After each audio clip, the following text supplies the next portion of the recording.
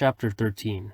How to use silence effectively. Intentional silence. Intentional silence is an effective form of therapeutic communication. If you find yourself unable to say anything to your client, it can be helpful to let them be without interruption. It can be more effective than mindless talking, since silence gives you the opportunity to reflect on your thoughts and the situation. Oftentimes, silence allows you to focus on the situation at hand. Here are a few reasons why intentional silence can be therapeutically beneficial. Intentional silence serves as a form of punctuation during patient interactions. When it occurs, the client can process what is said and move on to other material. It also gives the client time to make connections. Moreover, silence can be a very useful tool for helping a client put names to their feelings. The benefits of silence as therapeutic communication can be profound. You should use it whenever appropriate, and avoid leading the client into a conversation. Silence is an important part of a therapeutic relationship and can promote growth, as long as you are aware of your presence and remain calm.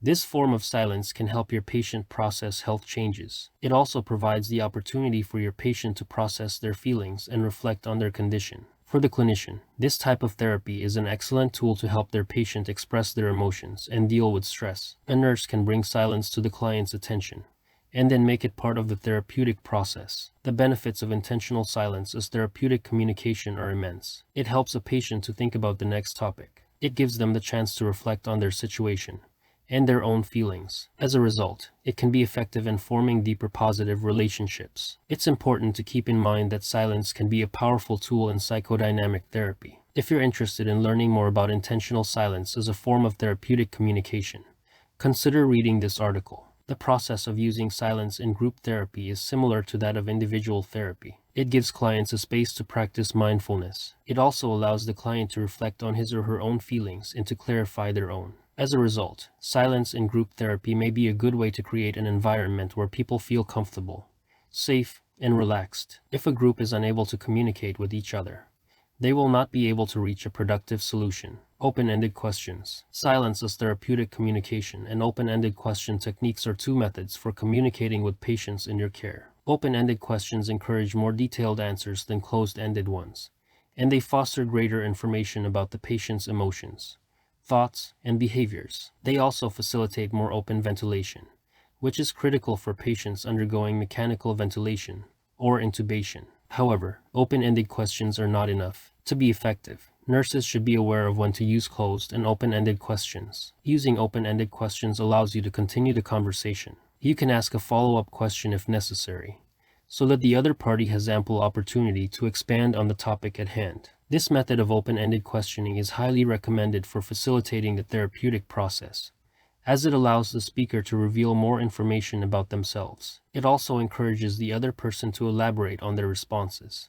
which in turn enables you to get a deeper understanding of their concerns and ideas. The best way to encourage open-ended questions is to listen closely to what the patient says. You should be mindful of how often you use closed-ended questions, as they may seem like manipulation. If you frequently ask open-ended questions, you can switch the communication approach and get more information out of your patients. You can even use a simple prompt to help your patient get started with an open-ended question. If you want to improve your patient's quality of life, use open-ended questions and silence as a means to communicate. Remember that open-ended questions require the patient to make more effort than closed-ended questions. Using open-ended questions can help you better understand your patient's feelings and needs, and make it easier for you to provide them with the highest quality of care. So, practice what you're taught. Reflection. One method for therapeutic communication involves using reflection to elicit a response. The speaker may not feel the need to respond directly, but reflective responses can help the speaker focus his or her thoughts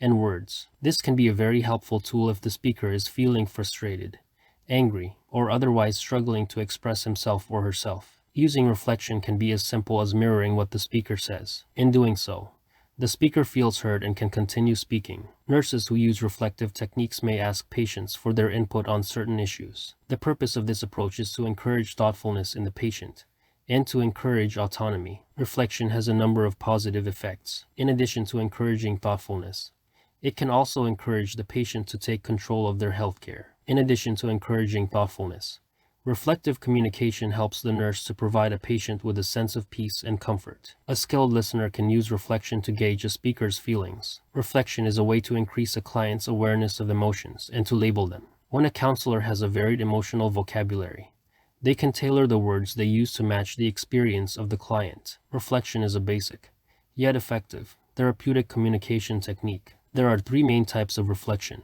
One is active, another is passive. Several other studies have used reflection to promote healing. The most commonly used model is the role-play-based method. This method emphasizes the fundamental principles of the four psychotherapeutic perspectives. It allows the student to use more than one perspective to enhance their understanding of each of these. The author of this article used the model to train student therapists. The first author role-played the patient, and the second author role-played the patient and other members of the patient's social network. One key to implementing therapeutic communication is identifying barriers. When barriers come up, it's important to recognize them and work on overcoming them. Rewarding patients' efforts is a vital part of establishing therapeutic communication. But remember that each patient is unique, so it's important not to compare what they have achieved with what you have done. The patient is the center of the therapy. It's essential for the nurse to acknowledge their individuality and to incorporate their preferences. Humor. Using humor as a form of therapeutic communication requires tact and creativity. Knowing when to use humor is the first step to using it effectively. Humor isn't the best choice when a patient has just been diagnosed with a devastating disease. It is most effective when patients need information to help them make sense of new medications